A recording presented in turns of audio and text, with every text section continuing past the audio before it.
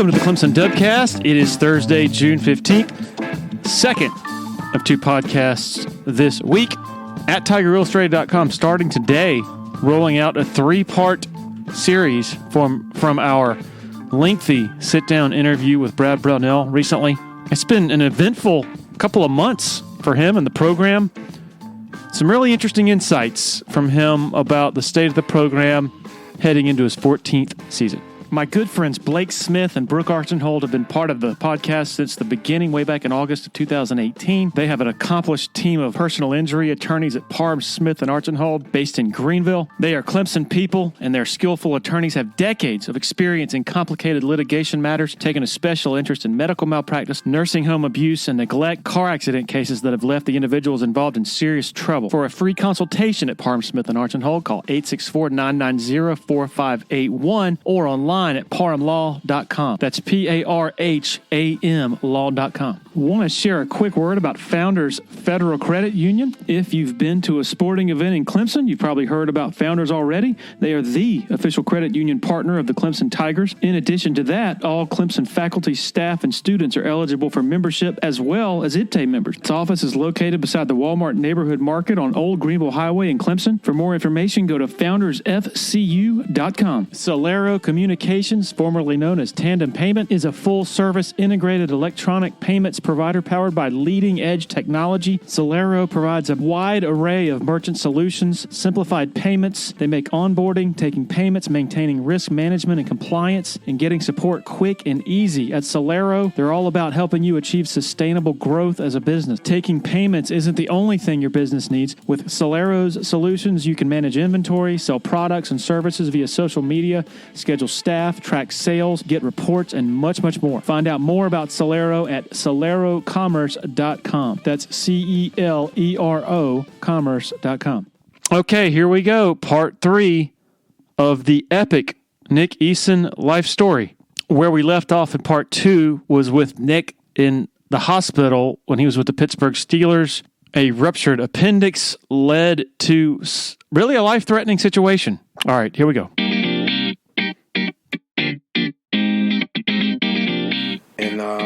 So I spent like probably the next week or 2 weeks in intensive care. Wow. So probably I come off the ventilator. I probably on there for like a couple of days and breathing them on. I end up getting so I started I still feel so sick, right? I couldn't eat, just feel weak. I lied to my mom till I was fine. My mom didn't know that me and my wife at the time were having, issues or separated, about to get divorced. So my mom comes and so, my mom obviously is feeling some kind of way, like, why in the hell is she's not here or whatever. But I told her she wanted to come, but I told her not to come. So my mom walks in and looking at all the machines and everything. And so she's like just bawling. Like, she wasn't expecting to walk in and see that, and I just shook my head like, I'm sorry, And my phone, out of all times, just crashed. Like, I had no way to get in contact with anybody. The only person who knew was my friend Vanessa. And then really how bad it was. And so my mom's there, and I start vomiting, like throwing up. The stuff coming out of my mouth, it was feces. It's because the infection shut down my bowels. Yeah. So I had a lot of stuff going on. So the infection shut down my bowels, so my bowels are like, it ain't coming out the other way. Yeah. And so it was filling up in my stomach. And so I was vomiting boo-boo, feces out of my mouth. And so I was like, okay, this ain't good. So I'm feeling worse than what I was when I was awake, right before I had the surgery. This is like day 2? This is day like 4. Day 4. I'm throwing up feces. And so I had a 3 holes. One here, one there, one here. So I had to swallow this pipe into my... So they didn't cut you? Oh, yeah, they were laparoscopic. Yeah, they're laparoscopic, right? So I had to swallow this pipe push the NG tube through my nose and into my stomach while I'm awake. Wow. Which I was like, this is barbaric. To do what? To kick, because that poop is in my stomach, and if that gets filled up and gets to my lungs, like I'm gonna die, right? And which is what they told me. They're like, Mr. Eason, like, you have to get this in your stomach, or that poop is gonna fill up, it's gonna get in your lungs, and you're gonna die. All right, so you either gonna swallow this, so I was like, I'm gonna swallow. But the first time I tried to swallow it, I gagged on it, and it would come out my mouth through my nose. So imagine they sticking this thing in your nose and like this, and it comes out your mouth like this, and they pull it back out and it goes back through. Yeah. It was awful, right? So I'm just like, man, this is not right. Like, I know y'all can put me to sleep, and they're like, no, we can't. You got to swallow this into your stomach, all right? And so, man, so after that, I get the tube in. And first of all, I have so much respect for people. I can relate to people who are in hospital beds that have those tubes and that goes into their stomach. Because if you talk it or swallow, that tube taps on the backs of your throat and you feel like you're choking, which is why most people when they're in the bed, if you've ever seen somebody, they're like this. They keep their mouth open for the reason, because that's the comfortable position. Yeah. Like, you don't want to move. Like, every movement, that thing could move. It's in your throat.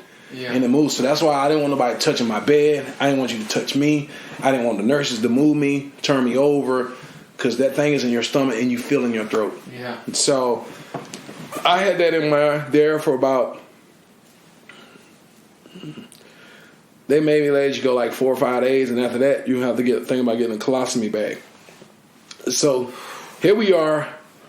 I'm in like my 4th, 5th day, 6, 7, 8, 9 day. I got this tube in. I lost 33 pounds in 9 days. I can't walk. I can't, like, I physically can't move anymore. My body is just depleting because I can't eat. They couldn't give me nothing to eat because of what's going on in there. I'm sitting in bed one night and I feel something leaking out of my stomach. I take my finger, white, it's black, like this color. And I'm just like, I was like, I'm gonna die. I'm gonna die.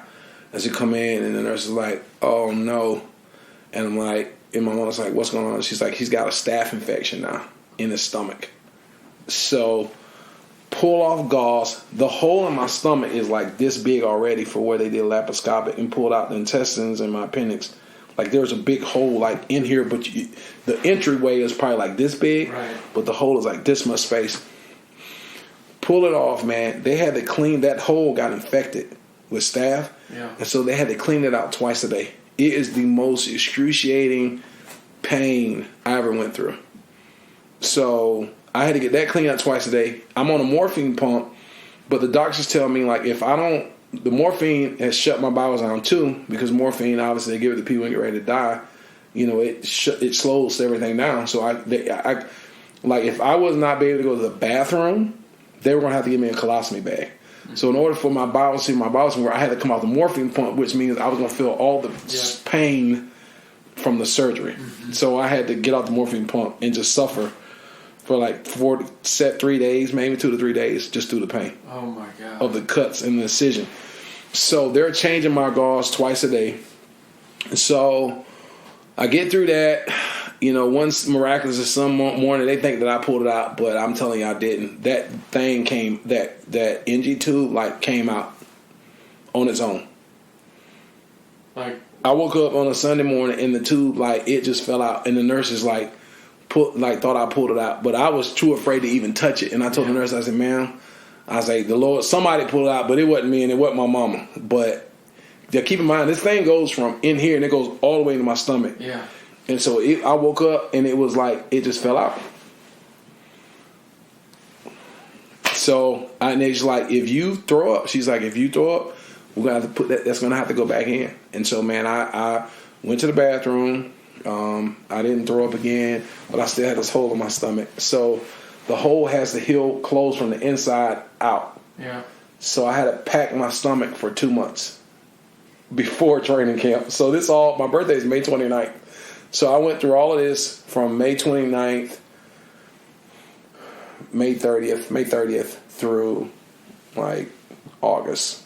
I'm packing my stomach. When I left the hospital after being there for 2.5 weeks, almost 3 weeks, I had a nurse that lived at home with me because she was having to take care of me. Mm-hmm. And the doctor was like, you're more susceptible to catch another infection at the hospital than being at home because it's sick people in here and there's all kind of diseases and stuff in this hospital. So I'm going to send you home, but you can have a nurse there. And she was the meanest nurse ever. She was like, the old nurse, not the nice young nurse. It was an old lady. And man, she changed she stayed there with me the whole, for probably week and a half, 2 weeks. And so once that, I wanted to go home because my kids were in Georgia at the time. And, man, I had to learn how to pack my own stomach. So. And that's basically like just lay on the bed. Yeah, I got to take, So you lay down, you pull the gauze off on top, and you literally are pulling like gauze out of your stomach like this. And like the more it healed, the more it tore. It's like, you like scabbing, on your skin.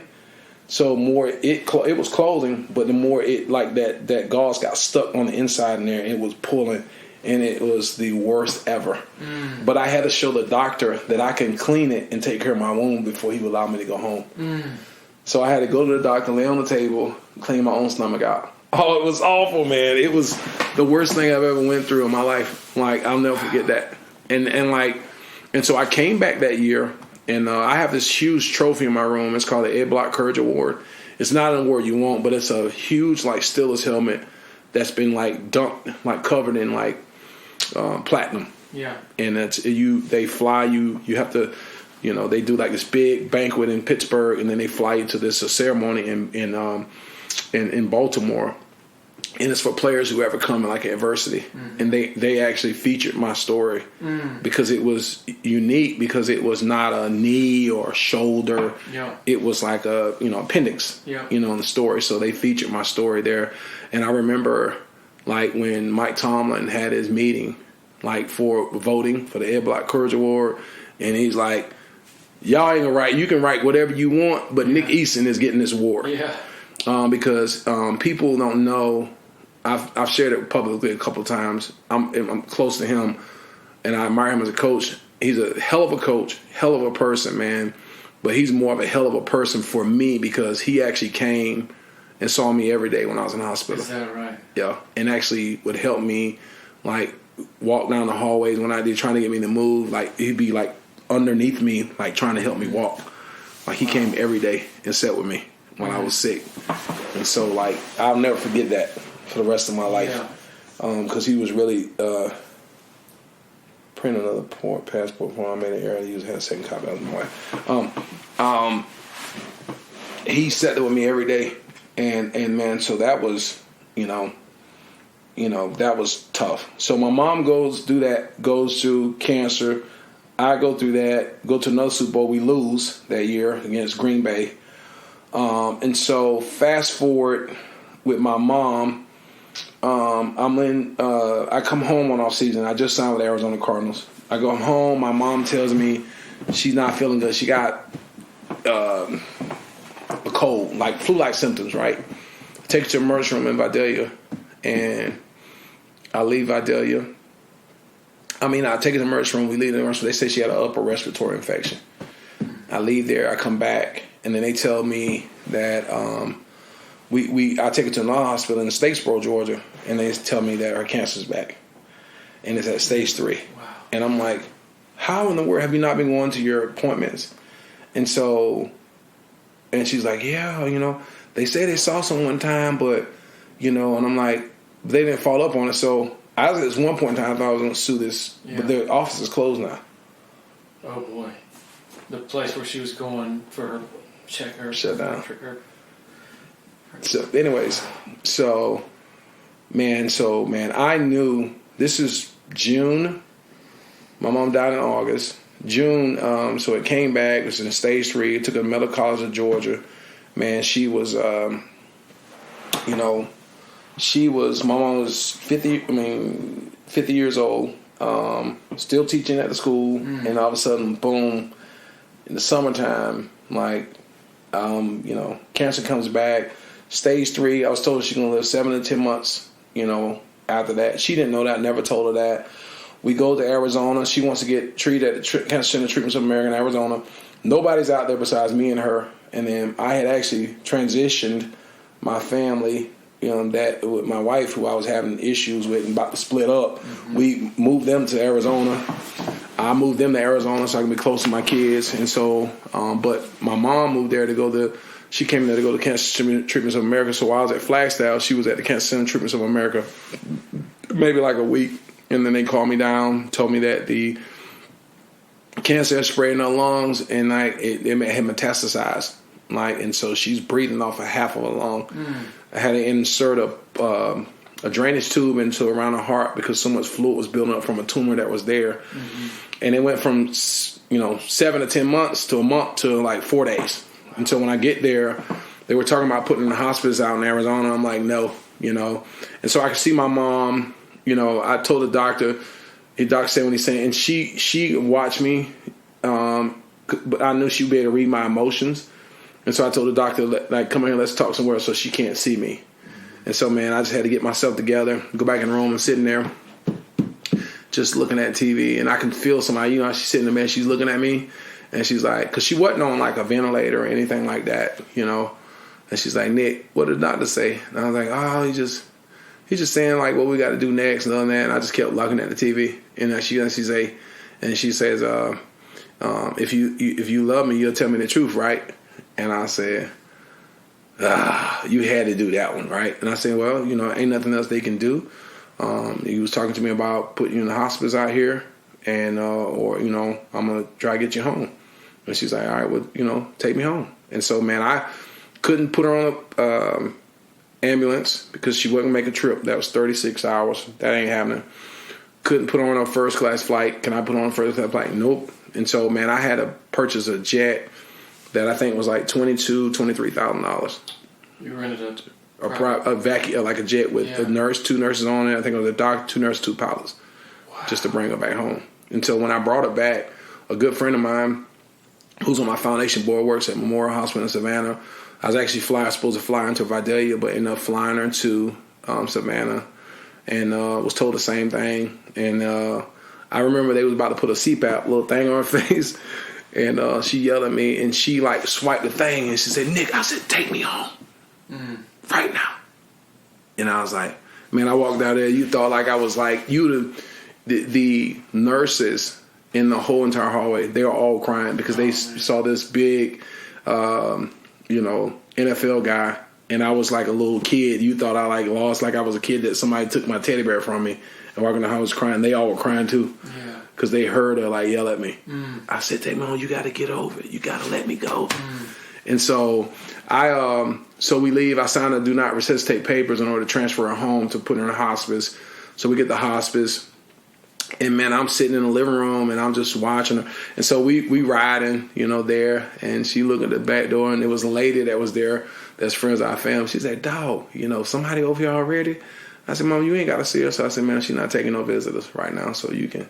It was friends of my grandfather. And, so my grandfather actually died while I was, so my grandfather died actually before my mom the previous year. Who was like a father to me, and I happened to be, I was in celebrating my, wedding anniversary after a year. I was in the Bahamas, and so I had to watch him die on a video phone call because I didn't want to be selfish, and I couldn't get back. I was contemplating. I was so angry because I had a choice to go to Georgia because I knew he was kind of declining. Or I could have, because he just was on dialysis. It drained him. He just got old, and kind of found out he stopped taking his dialysis pills. Like when I started cleaning his clothes out, there were pills like in his coats and stuff. Like he just, and I knew one day he sat me on the porch. He said, "Son, I made, something happened to me. I want you to make sure you take care of your grandma like that." I'm like, what? People have those conversations like, "What are you talking about that for?" Yeah. But he had just made up in his mind that he was just tired of being on dialysis. He had been on it for like 11 years, and he was just like, "We ain't doing it no more." And so he just went dialysis, but he wouldn't do what he's supposed to. So eventually he got to a place where he was just so weak, and he was at a hospital. And I chose to go to Bahamas. Couldn't get in and fly on the weekend. And so I just talked to him on the phone. I was like, I'm not gonna be selfish. Like, I'm not gonna be there. So if you want to go ahead and leave, you can leave. And so my family actually had left and went and got something to eat. And while they were gone, that's when he slipped away. You know, and so that happened the year before my mom got sick. So fast forward back to my mom. So I bring her home. We get home, and she's in a room. I'm in the living room. And at one point in time, you know, I took out my mom's catheter, you know, because she was in so much pain. And so I texted, because I got a lot of medical friends. So I actually wanted to be a forensic science doctor when I got to Clemson. So I was going to major in biology, you know, which is why I have a very heavy interest in funeral business. I'm going to meet with a funeral home tomorrow. To do what? Open up a funeral home. Are you serious? Yeah. Okay. Yeah, I've always been into forensics. And so I was going to be a doctor. So when I was at when I was at Pittsburgh, I actually had 2 doctors write me a letter of recommendation to go back to med school. And because at the time, you know, there was a lot of friction in my marriage, and, you know, it was a lot of like, well, you're never home. You're never going to really be home. So I just opted to not do it. But that was like what my passion was. And it just really is surrounded by helping people. So I was going to be a biology major. And so that's kind of some of the reasons why I was able to graduate early, because I had a kind of like a, you know, more of a sophisticated major, and I switched to also sociology. And so that was one of my reasons why I was, you know, that I failed to mention earlier, that I was trying to, you know, max out my classes and the type of classes I was taking, because I wanted to be a doctor, forensic science doctor. So autopsy. Yeah. I know. Weird. I know I'm a musician. Autopsy doctor. So man, but anyways, back to my mom. I was in there. I found out how to take the catheter out, and because I wasn't going to wait, 'cause she was in so much pain, like with that, and taking out. She's like, "Oh my God, thank you." And I was like, "I totally apologize for being between your legs, Mom. This is so I know you're embarrassed." She's like, "Oh boy, at this point it don't matter." So I took it out there, and then I remember, and she's like, "Nick, you got to do something." She's like, "I can't do this no more." And I was like, "What do you mean?" She's like, "You got to just they got to give me some pain medicine or something. Like, just let me go I'll go to hospice." So she just wanted to go to hospice. So I always tell like people, like, God has a way of just doing things. And so we're on our way to hospice, and she's like, "Are you mad at me?" So I'm looking out the back of the ambulance like this. I remember we were going right past, was on Highway 280, going past Walmart. And she's like, "Are you mad at me?" And I'm like, "Why you asking me that?" And she's like, "Because I know you." She's like, "You've been trying to fight this for the last 3 or 4 days, and you got to let me go." She's like, "I'm okay. Like, I love the Lord. Like, you ain't okay. And that's why I ain't okay." And she's like, "So I ain't going to be okay until you're okay." And she's like, "I appreciate everything you've done for me. And, like, you give me everything in my life, things in my life that I've never been able to have, you know." And so, man, because I knew the owner of Cancer Treatments of America. Like, I knew everybody. And so when I got into hospice, my mom, we had that conversation. And then, like, she got there, and, like, I would leave, but I wouldn't go home, like, back to my grandma's house. I would just be riding around. And then she kept telling the nurse, she's like, "I'm worried about my son. Like, I don't know how he's going to handle like this, you know." And I got a little brother and little sister from my mom. She got married. I had a little brother and little sister, Calvin and Joanna. I mentioned them earlier. And but I used to just ride around and then go back and park in the parking lot. So my cousin, who I call my sister, Betty, was there with her, who's now deceased too, who died from AIDS. We'll get to that. But man, she was there, and she just is like, "Where is Nick? Like, what is he doing? Like, where is he at? Blah, blah, blah." And man, I was like, my mom was a teacher, so they were, at first I wasn't going to let nobody see her, but I forgot that she was like she was still teaching. And so all these hundreds, like the parking lot, they had to call the cops, the police, to help with parking. Wow. Man, there were hundreds of people there. Faculty and staff coming through, students crying. I mean, it was just, I was like, wow. Like, I had not known, like, that's when I really got to see the impact that my mom had on all these kids. Yeah. You know, but her kids crying, and I started to be like the Mr. Overprotective, but I'm glad that I did, because when I had my mom's cell phone, she had videos of kids in the classroom, and I saw those kids that I let come in the room to see her were in her phone. Like, they were some of her favorite students that were coming in there. Yeah. You know, kids that had been pregnant. Some were maybe, were, part of the LGBT community. Like, she loved on everybody. Mm-hmm. And so I rode around, and so I went home, went to sleep. And, the biggest thing, I couldn't sleep. I probably didn't sleep for 4 days, and I just didn't want nothing to happen, and I miss it, So I got to a point where I was like, you know what? I'm being selfish as hell right now. Like, my mom was breathing off. She was taking a breath every 17 seconds. And so I was just like, okay. And so, man, I gave him permission because she's like, Nick, you got to help me. I can't do this. And so I hooked her to a morphine pump, and I sat next to her bed, and I clicked the morphine and pump it in her system just so she can go to sleep. Mm. And so, like, August 8th, 2012, it's probably like 2 o'clock in the morning. I got on the bed, and I said, all right, I've been selfish as hell. I'm going to let you go. And because she always tell me, like, take care of my sister, Joanna. And I ain't taking care of Cal. He a grown man. And so, man, I laid next to him, and I said, I'm going to let you go. I said, I'm going to take care of Joanna, but I ain't taking care of Cal like that. But she was, asleep. Or I don't know if she can even hear me at that point in time. But I was like, so I've been selfish. I said, you go. I'm going to be all right now. So I said, I've been selfish. And, man, probably like 13 minutes later, she died. Mm. She was gone. Mm. Yeah, she let go, man. So I just never... I think I like went through so much mentally. I went into a state of depression. Nobody knew that. I didn't really cry the whole time. Like, I literally went to the funeral home, and I literally decorated the entire. Like, I did all the flowers. I did all the pictures that were on a casket. Like, I set up the whole entire thing, and I sit there every day. I would wake up, go to the funeral home, and just sit there. I didn't want nobody to take pictures of her. Like, I just sat there every day.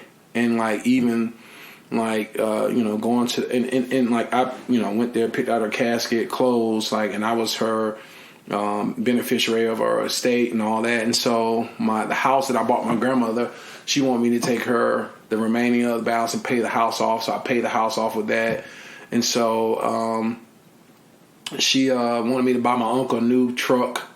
So I bought him a new truck, and so did that, and then got a funeral, did the rest of it with the funeral and stuff like that, man. But I maybe shed a little bit of tear in there, but I had I'm the guy to hit the button to let the casket down, and then I left, man. I remember sitting there, I was like at the table, and like when we had like a kind of fellowship afterwards, and I didn't eat, I was just sitting at the table, just like. And because I had to go to work, and I sit on the porch. I'll never forget this. I was sitting on the porch with my grandmother, and it was just me and my grandmother. I tell people that the most difficult thing for people is like when they experience a loss, you have all these visitors the whole week, right? The hardest time for you is after the funeral the next day when everybody's gone. Yeah. Right? So we had like probably over 1,000 people. There were like, my mom's funeral, close to 3,000 people. The news was there.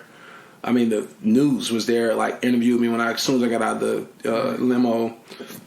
I mean, because, students, former students, she taught for like 27 years in high school. Yeah. So, faculty, I mean, it's a ton of people. And, I just, for me, I just, that was, it was tough for me. I act like it wasn't, but I was in a state of depression. Like, I lost the love for football. I didn't really have a really good year that I thought I would. And that's when I just stopped playing. I probably could have played another 3 years and maybe got like 14 years in the league because my body wasn't hurting much at all. Like I never had any major injuries, but that took the life out of me. And I just was in Arizona, got divorced, and man, I was just by myself, man, and it was tough. And I never talked to anybody about it. I never got help for it. I just ate myself, like emotional eater, eat. And then I finally got help in 2018 when we got fired. So this is 12. My mom died. I got help 6 years later. Mm. And because I just covered it up. I stayed so busy. I never wanted to deal with it. I just, just kind of living life and just, I'm not a drug or alcohol guy, but food was my drug. Yeah. Like I love food. And so, man, I just ate I got big, just eating, still walking around being my jolly self. And I always tell people, like, man, you never know what somebody's going through, like, and you should ask them, because I was saying that to people because I was the living, breathing example of that, right? And so, man, it was hard because it happened so fast, and there's a lot of moving parts then, and I was transitioning out of my playing career to my coaching career. And then so it was just me and my grandmother. And my grandmother remember telling me, like, son, it was just your mama's time. It was her time. And so I lost my mom. That was it. I move to Cleveland. I go back to Cleveland, coach there for a year, go to the Tennessee Titans. And so I'm there in Tennessee. And, my cousin Betty, who was my sister, we were raised in the same household together. Man. And so she was kind of like the person that her name was Betty, my grandmother's name was Betty, and so she was kind of like one of the pillars of my family. Like, if you needed something, she was going to come be there for you. I mean, she loved life, she loved music, had a lot of friends, she traveled a lot. Man, she had 3 kids, loved them to death. And, man, she was just an amazing person, loved to have a good time and could really, really cook. Her and her husband attended our church. And so, man, one year I was at the I was with the Tennessee Titans, man, and she had got sick, right? She had became sick, like here and there, and just sick here and there, and man, I just didn't really understand it because it was like one thing after the other.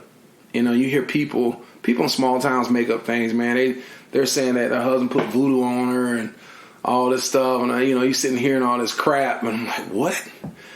And I'm like, what are you talking about?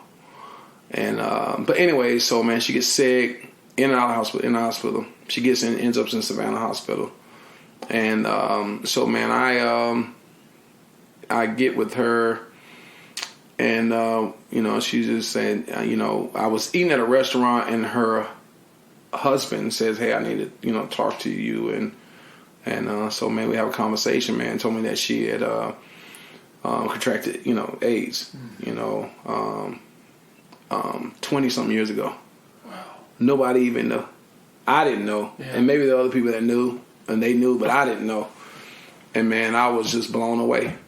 And it was a tough time, in that situation, man. Just, you're waiting for somebody, what's coming, and you're just, at that point in time, her husband was just too weak to make a decision.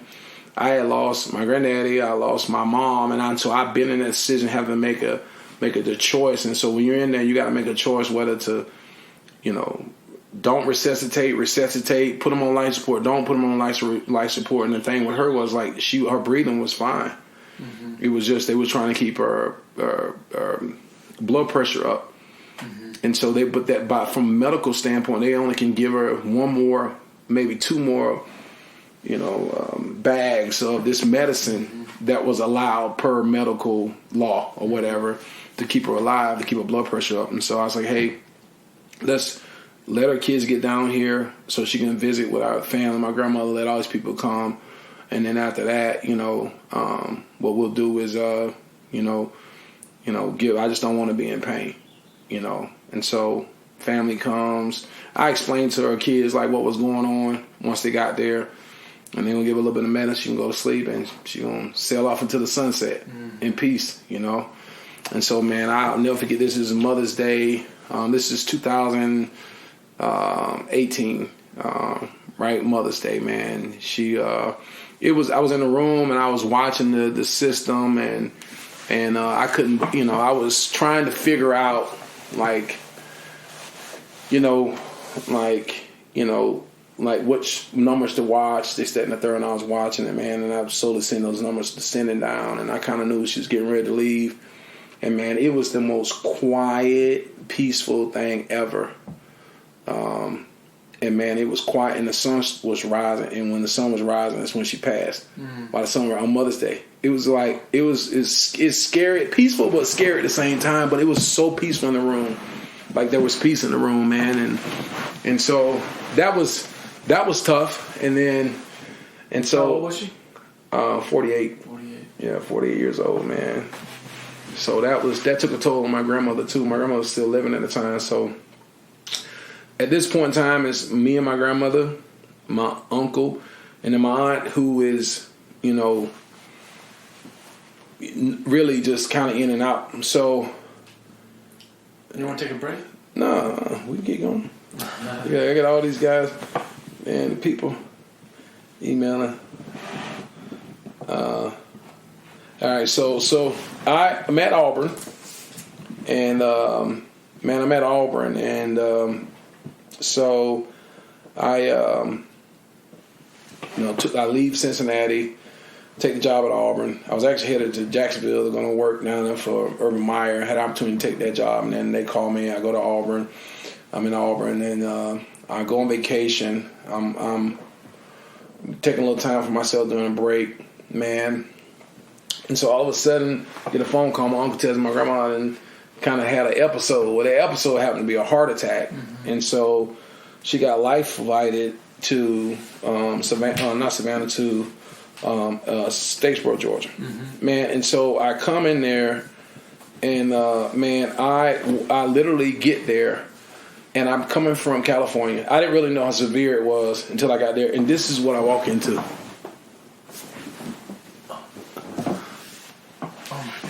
Right. So I walk in the room, and so they had to freeze my grandmother's body. So I come in off vacation. This is about a year and a half ago. I walk in there and I see all these machines. Every bag, machine. Like, I was looking at all the bags that were there, the medicines. So what they did was they froze her body to try to preserve whatever brain function she had. And then they warm it back up. So my grandma was 84, 85 years old. And that's what I walk into. She's on a ventilator for like 14 days and came off and was able to come out. And I always tell people, because I got some family members or friends, a friend of my grandma, she's sick right now. And I was like, man, you better be careful, like, when you talk to the Lord, like, be specific about what you want, because, like, he will answer your prayer, like, but be specific about what you want. Because I asked God for 2 months. Lord, just give me 2 more months. He gave me 2 more months, and then she was gone. And so, but I just wanted to see it come out of that situation, because, like, during that period of time, which I never really had time to grieve, which is why I kind of went through my whole weight loss journey, really.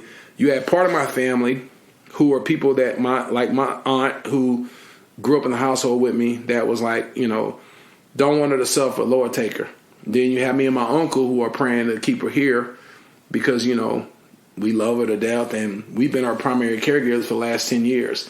My uncle is really, who's like my brother, Julian Holland, is really was probably, for me, is the most consistent family member who consistently watched after my granddad and grandmother his whole life, especially the last 15 years. Called them every day, checked them on every day, checked on my grandma, made sure she had a ride to work, not to work, but to dialysis, to church, like, come home, help her get dressed, like, took care of her, like, literally. That was like his child. She's like, she's talk about me and my uncles, like, they think they my daddy. She 84 years old, man. So you got one family, I hope she leave.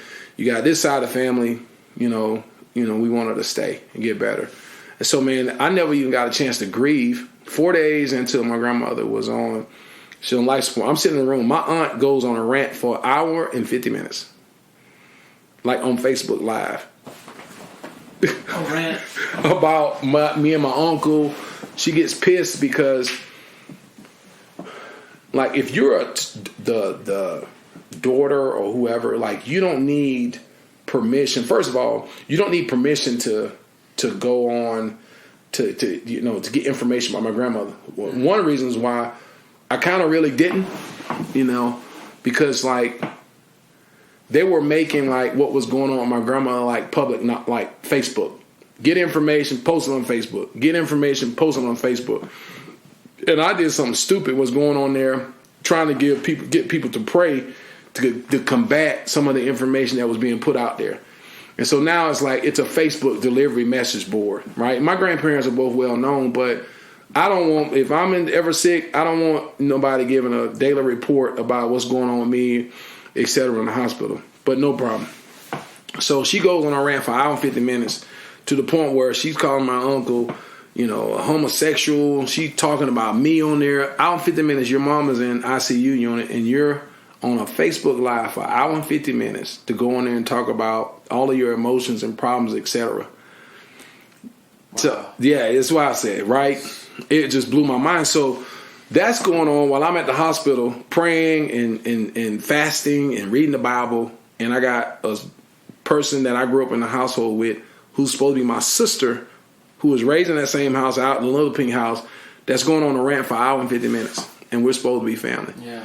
And so she's got her kids and then some of my other cousins in a group with her. And then here's my aunt, my uncle, myself, my sister, and our group of people. And so now our family is split up because of whatever reason. And so for me, that was really disappointing because, like, if you have something to say, about family, keep it amongst the family. If you want to talk about me to another cousin, but when you go public with the information, like, that was a problem for me. Yeah. And so, even now, right now, the space where I'm at now, like, I'm, in a state, not in a state battle, but in a battle with her because my uncle was trying to be a good brother and signed her onto my grandmother's deed.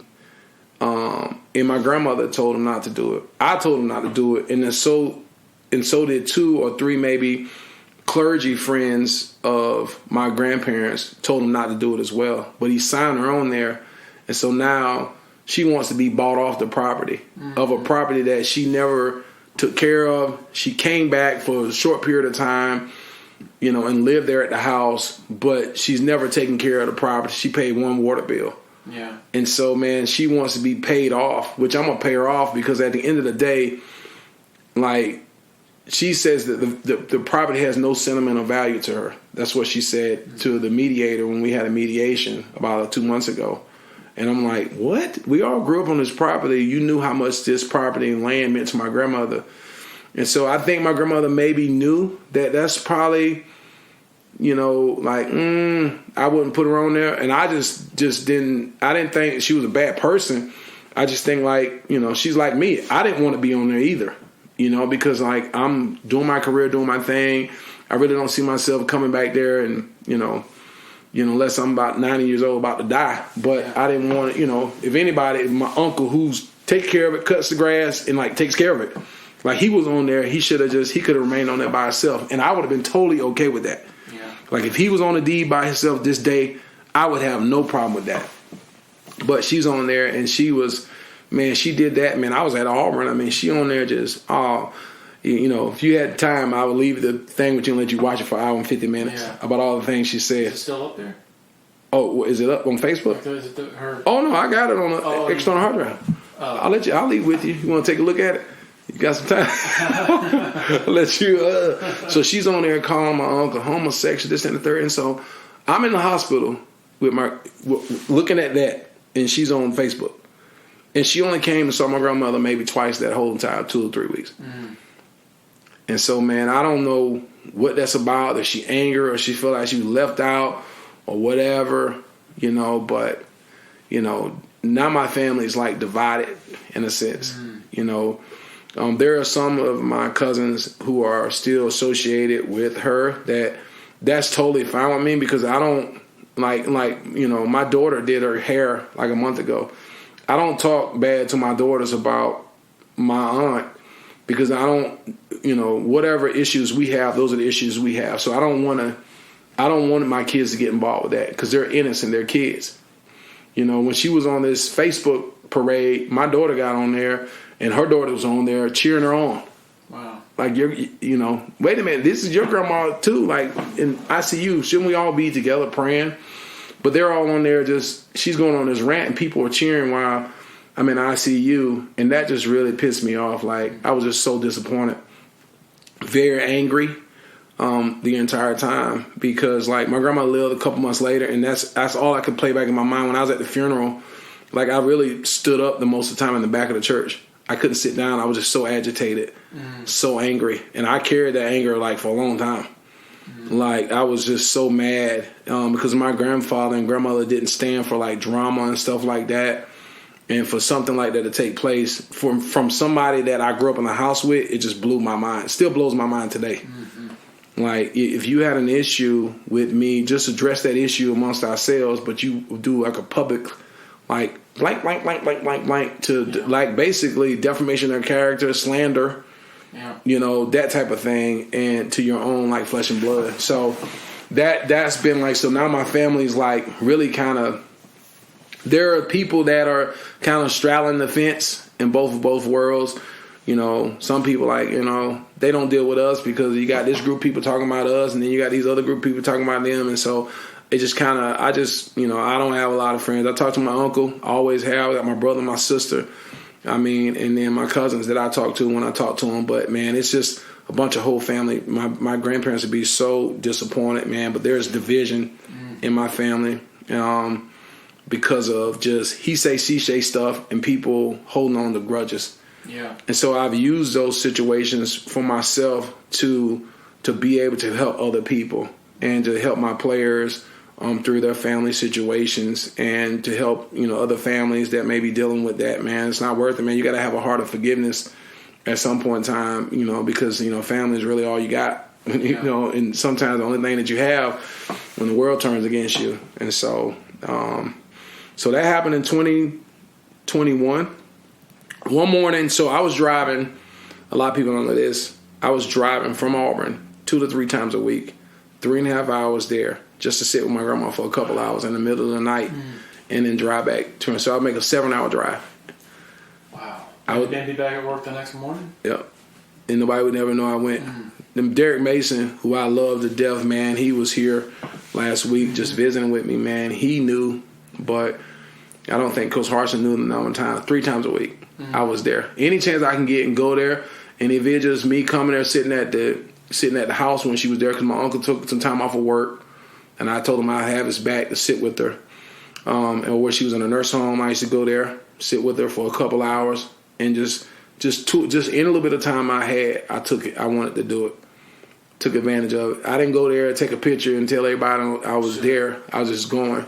So 2 to 3 times a week, I was going to visit her up for 2 months, like driving back and forth, Auburn, 7 hours, come back, be at work, 7 hours. And Coach Mason told me that, man, I was concerned, like, man, you're just going to run yourself in the ground. And I remember just one morning, I'm coming from, this was before the Georgia State game, I'm on Highway 96 in between, I think that's Houston County, Warner Robins, and Fort Valley.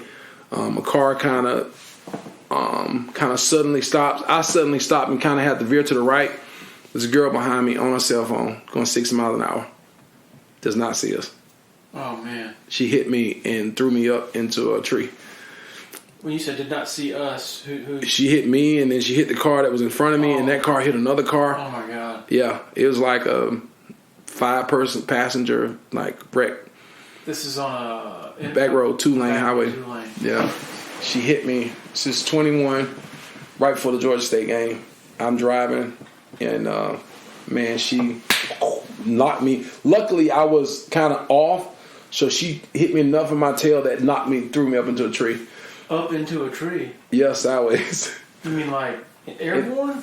Yeah, like, boom, in tree. And when I woke, so it knocked me out for a second, and because my head hit the top of the truck or whatever.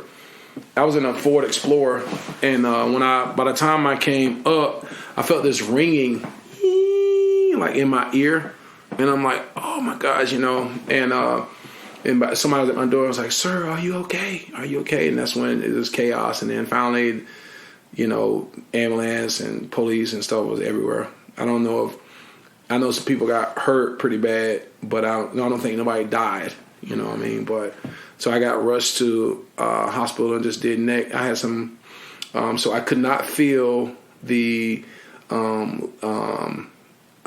probably left side of my face. Oh, I was like numb for about a month or so. Oh my God! So I couldn't feel my face. It was crazy. It's weird. Did you coach the Georgia State game? Yeah, I did. Did you have to wear like a neck brace or something? Or? I just came out. I came back. I was hurting, but I just did it.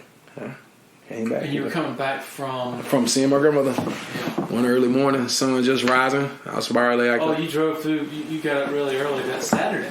Yeah, I got up that. I went down there so I was coming back. I was a Thursday night because I didn't go to the team hotel Friday, so Thursday night.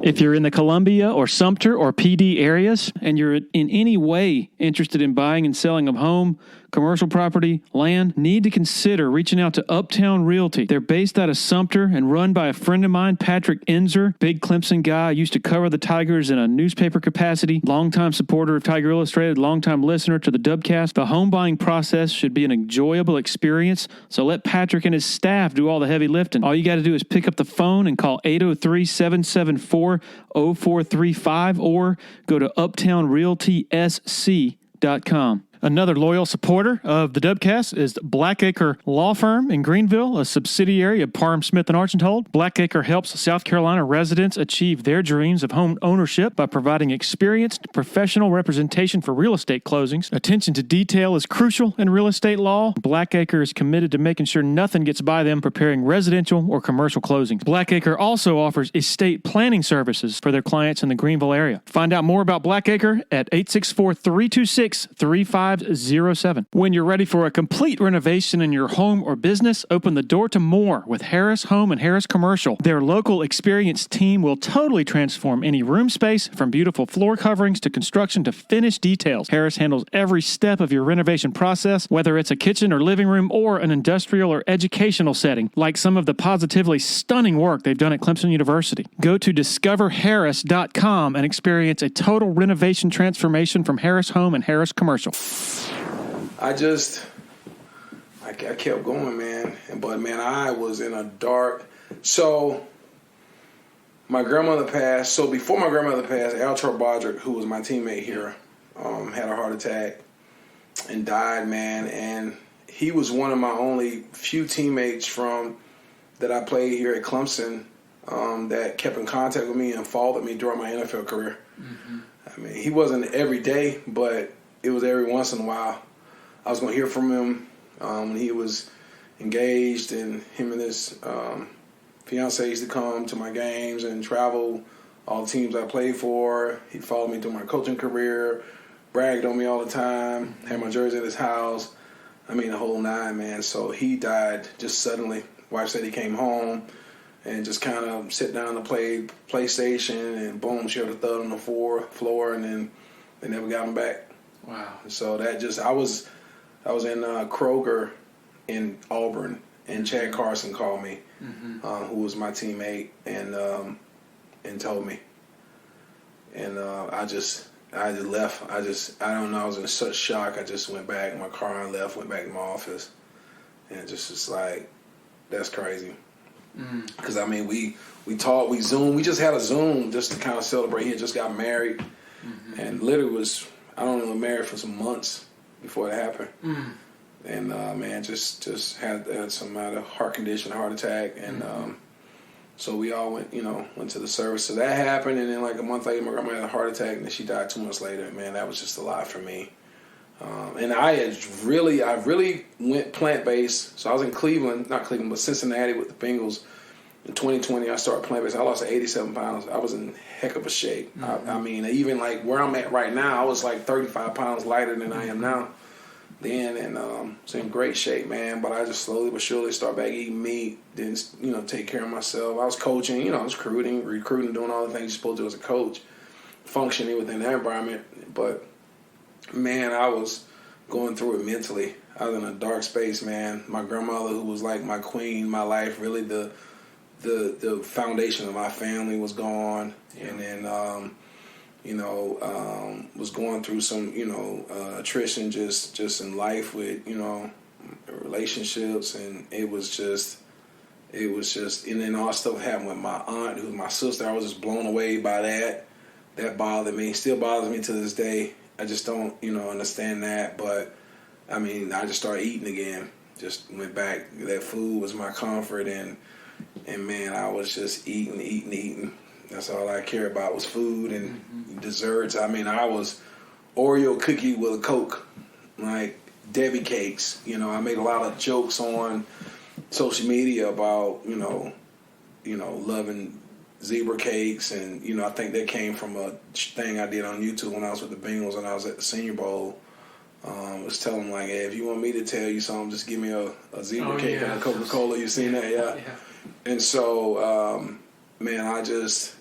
but mentally I was just mourning, angry. I was mourning. And then because I just couldn't mourn at the time because of all the drama that was going on with my family. And it was just very disappointed in so many people. And even the ones that brought it to my attention, I was just so angry because it's like, you'd rather talk about that than let's talk about praying. Like, I don't, it just was a distraction. Yeah. And, but man, it was really, really tough going through that. It was like one of the toughest things, because she was the last of the Mohicans. Yeah.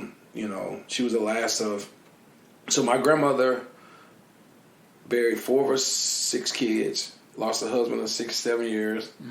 And then she was the last of all her siblings. I think it was 7 or 8 of them. And she was the last one left of all her brothers and sisters, too. Wow. So she was like the last one. And so she talked about dying a lot. When she got to the point where she couldn't take care of herself, she's like, oh, I don't want to be a burden. And I'm like, Mom, be quiet. And so I used to be like, oh, I'm going to die. I'm like, listen, I don't want to hear that either. Like, I used to tell her, like, that's between you and the Lord. Don't tell me that. Yeah. Man. But it was hard, man, at times, just trying to find people to help, like, look after her and stuff. It was just so amazing to me that everybody just kind of pops up when people get really, really sick, and then people think they've been there the whole entire time. The only person that really was there for my grandmother, not me, I'm talking about consistent, was my uncle. Like, he took care of her. And so he struggles still sometimes to this day. And he's a pastor, he loved the Lord. Like, it really took a toll on him. Like, that was like his pride and joy. And it was hard for both of us because she was, we were her. She called us her daddies, dig my daddy, like you gonna have to ask Vince and Nick. Like she gonna ask for Vince and Nick, and so, that just really took a toll on us. And so, now I think last September, I went to the doctor, and I was going to be like on some pre-diabetic medication. So I was like, what? And then I could feel like I would walk up the steps at work and I'll be breathing hard and I'm like, oh no. And then I'm sitting around looking at some of my teammates and people like dying from like aneurysms, heart attacks. And then I seen what my cousins and relatives have like gotten on dialysis machines. That never is a good ending. Yeah. It just drains them. To watch my grandmother go through that and be able to, like, I've never been in a dialysis center, like, walked in there. People, and watch how they hook them out to dialysis. I didn't know they actually went through the skin each time they hook them up. They put that port in there, but what happens is they stick it so much to the point where they don't even feel it no more when they go through their skin to access the port. And then they come off and they're so drained. It's just like, they're like out of their mind, delusional, because they've been so drained from being on the machine. And so, man, that's my biggest fear. It's a biggest fear for me. And so, man, I've just tried to eat a little better. I've been plant-based. Golly, man, it's called Herbal Pharmacy in Greenville, which is where I'll go eat today. Man, that has been life-changing for me because it's plant-based food. There in a place called the Naked Vegan in Greenville are the two places that make my plant-based journey so much easier because they have really good food. Now, some of it still, like apple dump cake, it ain't good for you. I don't care if it's vegan, plant-based, keto. It's like, but, man, just the options are, her name is Eugenia Sally. She owns the Herbal Pharmacy, and it's been a lifesaver for me because I can still enjoy black-eyed peas, and rice and cabbage and collard greens, and it's all cooked with no meat, no dairy, and it's amazing. Just seasoned with natural seasonings, etc. And like today, I'm going to pick up. Starting tomorrow, I'm going to drink 3 juices and a meal, every day until I reach my goal. I still got 30 31 or 32 more pounds to go. And then I've just joined the Junkyard Fitness. I joined Junkyard Fitness, so I've been over there at Ben Bower's place and just trying to just find different ways to get in shape. They really, really push you in that place. Yeah. I mean, it's pretty intense. Chanel Valentine, who came with me from Auburn, she went first, and then I followed her afterwards, just to go, because I was like, man, I'm not trying to do CrossFit. I'll just stick to my elliptical and lifting my little weights because it's worked for me. I've lost 60 pounds just doing this. I might stick to just doing this, what works for me. And that's the thing that I learned about just weight loss and things, man. I think it's just different strokes for different folks. Yeah. You have to just find out where it works well for you, because I think really diets are all relative to the individual.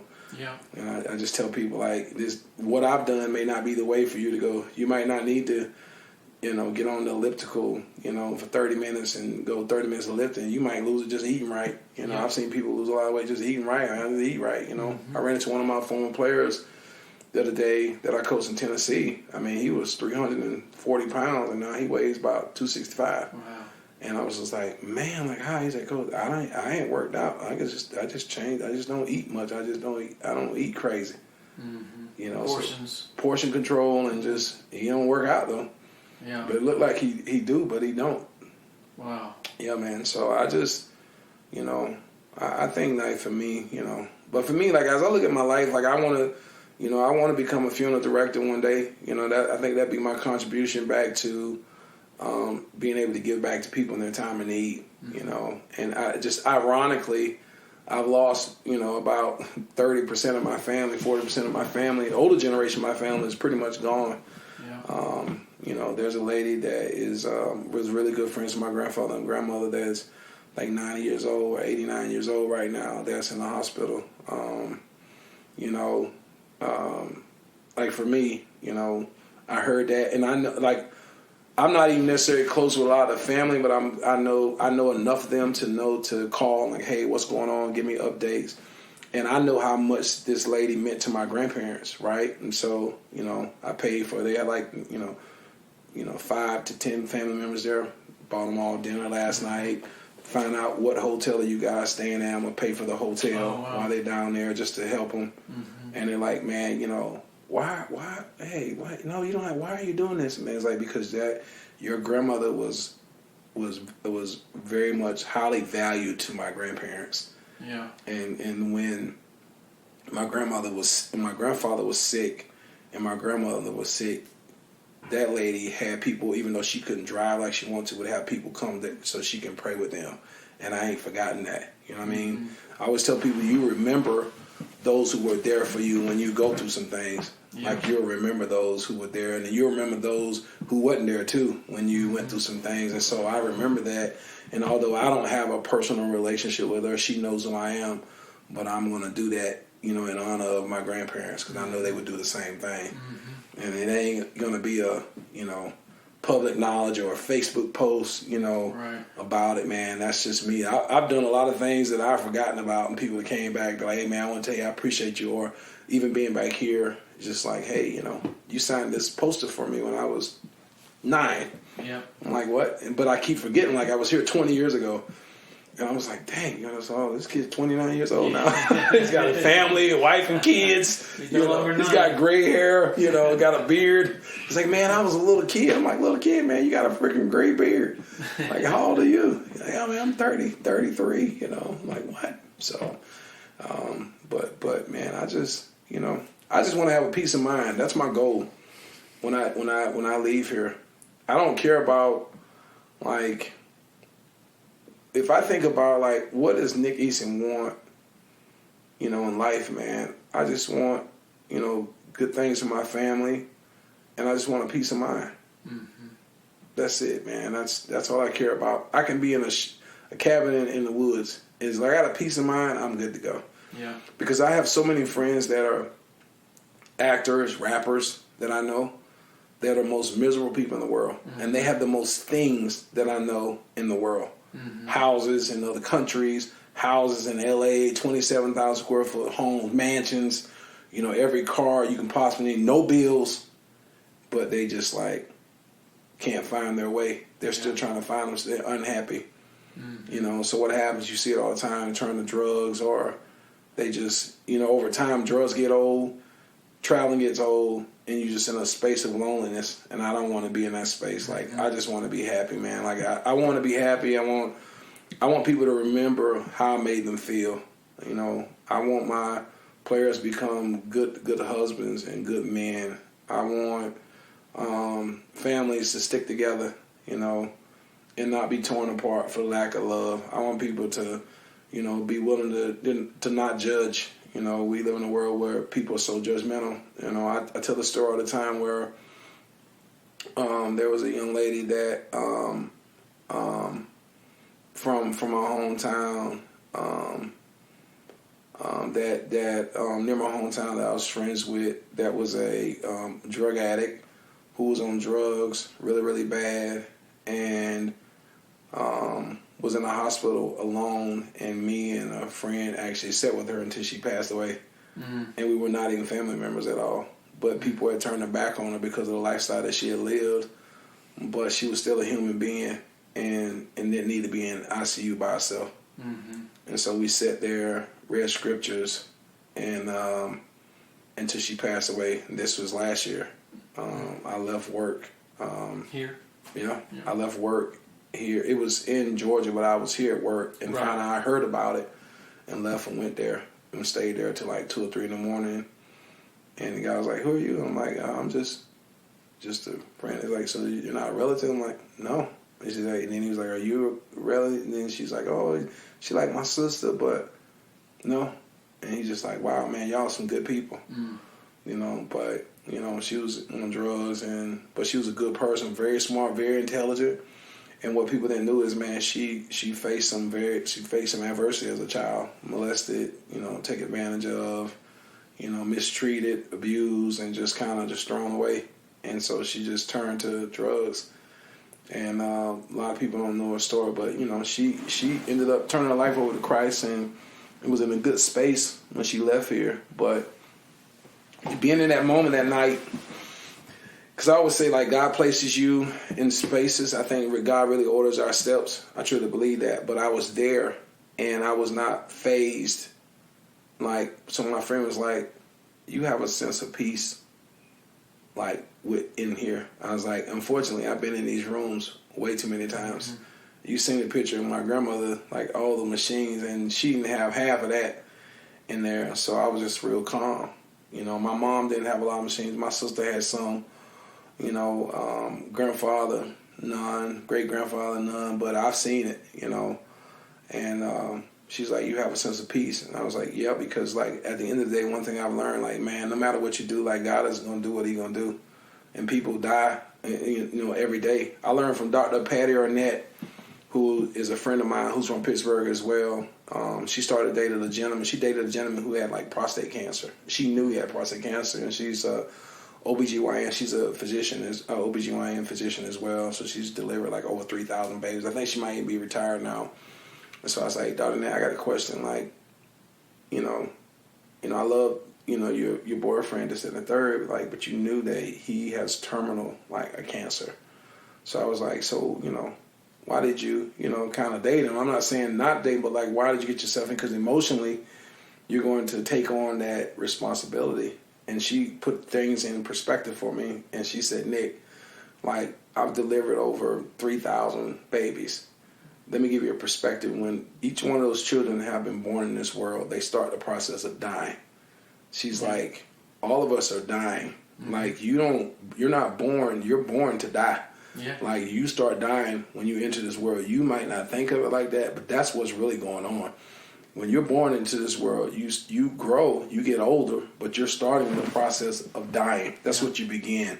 Like, as you live your life, your body starts to die over time, just because that's the way it works." And I was like, I never really thought about it like that, but it's so true. And so, like, I told my friend, I'm like, I have a sense of peace because, like, whatever God is going to do is going to happen. Yeah. So let's just pray. We'll pray that the Lord deliver from the situation. Sometimes that delivery is through, passing. Sometimes there's healing through that situation. But, I was able to, because they were it was a situation where same thing, go back to my sister or my cousin, I call her my sister, a situation where should we put it on the ventilator, should we not? And I'm like, no, I don't think you should do that. You don't want to see that. Why? Here's another little story I left out. 2015, coming to Nashville, my oldest daughter's dad comes up. My oldest daughter's grandfather and grandmother come to visit me for a game. We get ready to play the Atlanta Falcons. They come take a tour of the facility. So it's my two daughters, their mom, the aunt and her boyfriend, grandma and granddaddy. All right. So it's 7 people. They come up, visit, put them up in the team hotel, take a tour of the facility the next day. They go out. Grandfather's having heartburn or whatever. Boom, comes up. I'm in the room. Get a phone call. Her mom's on the phone. Nick, get down here. I'm like, I need you to get down here. It was on my cell phone message for whatever. I had to delete it. I need you to get down. I need to get down here. So we get down there, man. He's laying in the bed, unconscious, and nothing. And my girl's mom began to perform CPR on him. Got an IED machine. Man, just trying to get his heartbeat back. Don't really know what's going on. Know if he's choking. We pull stuff out of his mouth. Blah, blah, blah. Get to the hospital. They come in there. All right, we called down a chaplain. And I'm like, wow. And they're like, man, not going to make it. And he's probably already gone at this point in time. But we go in the room and, there's, 7, 8 people taking turns, on top of him. And so he died. He had his Tennessee Titan gear set out, everything by the bed. And so he died before we played this 2015, October, I think 2016. It was 2015, right before we played the Atlanta Falcons, because I ended up coaching the game. But, man, I was like, you're talking about a wave of just, holy smokes, this really just happened. My daughter slept through it. They was in another room. So I had to come from the hospital at 2 or 3 in the morning to let them know their grandfather, who they just been rode up here with for 7 hours and been hanging around living with, just died while you were in the other room down the hallway. Hotel. Yeah. Team hotel. God. Yeah, man. So I was like, for the morning of the game? Yes. Oh my God. Saturday night. And so, man, I just for me, that's why I am the way that I am. I smile, man. I have a good time. I enjoy life. I don't know when it's going to be, you start thinking about, you go through all those experiences and you just never know. It's just, I've seen people go quick. I've seen people suffer to death. And then, I was just, I just want people to love, man. I've been in a very strong Nick family, and then all of a sudden people getting their emotions and their feelings, and all of a sudden there's a split. And then now, and it's all about egos, and this person got a problem with this person, etc. And it's nothing really like what's going on. And that's what's going on in the world. There's so much hate and so much, we segregate ourselves because of race, because of economic status, because of, spiritual beliefs. You look around in Clemson, it's probably like freaking 20 churches. Like, why we can't all just fellowship together?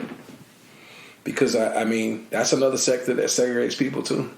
Churches, I see it all the time in any community. You can go this community, that community, black community, white community. There's freaking 10, this church, 10 African-American churches. Like, it's just, because there's a lot of, everybody wants to be a chief and not an Indian. Yeah. There's not enough. There's a people that don't want to follow. They want to be in charge. And that's, Bible says that many are called, few are chosen. And so I just try to stay out of the way, man. I've rolled up on a car where a young lady car went airborne and flipped over. There's a 4-year-old kid that was in the back, got ejected out of the car, is in the woods, blood is all over himself. This young lady Come to find out, the kid got out of his car seat. She didn't pull over. Instead of her pulling over, she's trying to get the kid to sit down while driving, and the car flips. And the kid gets ejected. The car's turned over in a ditch as I roll up on it. And I'm in a space in southeast Georgia where there's no cell phone reception, right? So who are you going to call? And I'm thinking about running to a house I saw down the road, but I can't because the car starts smoking and the mom is still in there. Oh, my God. And the half of the car is underneath. So another gentleman, myself, we can't, it's buried in the dirt, and so we're trying to bust the window open to get her out. She wakes up, becomes conscious, sees the smoke, and so she starts screaming. So this young lady's in the car, in the seatbelt. We're trying to break her out. Luckily, a guy and his son was coming by from a fishing trip and was able to help us lift the car so we can lift it up, open the door, and get her out. And the car blew up like 3 minutes later. Oh, my God. So I had to take this young lady and her son, I think a gentleman, no, I had the kid and the mom and the boy in my car, blood everywhere, because I couldn't call the ambulance because there was no reception out of all places. And so I had blood. I had to lay the kid. I think his back was broken. I mean, his back, he ended up living. She is living. They fine now, but When was this? It's in Lyons. This is probably 2016, maybe. Wow. Yeah, man. So what questions you got for me? And that's the part of this interview that'll stick with me for a long time, is after 3+ hours of all that, Nick Eason saying, what questions do you have for me? That is an all-time life story right there for sure. I appreciate Nick sharing so much of his time and so much of himself with us. Appreciate the support of our sponsors, as usual, for their help in making this happen. And, of course, thanks to every one of you for hitting that play button every single week. Cheers.